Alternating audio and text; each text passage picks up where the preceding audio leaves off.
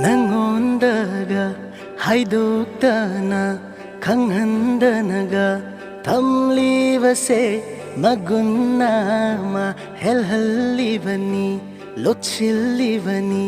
maram laibagi madu pumnamak nangna tabada harauna natagani aisu hainaba nangonda tamnaba namangda phongna leblini ho aina nangbu ngaujavani ho aina nangbu nungsibani ho aina nangbu ngaujavani ho aina nangbu nungsibani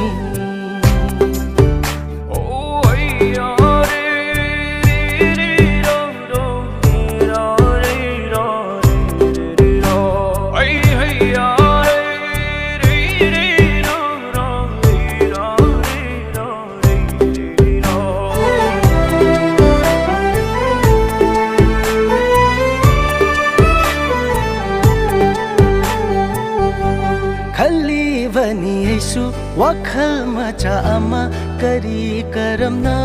buhai sige phumduna thamba wai doina kona magun leina hai ke khanba ni matam du bungai badawai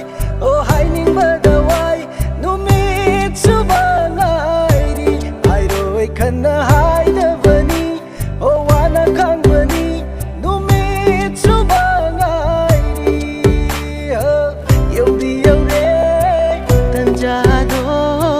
nangna pena nokpatarani ho aina nangbu ngaujavani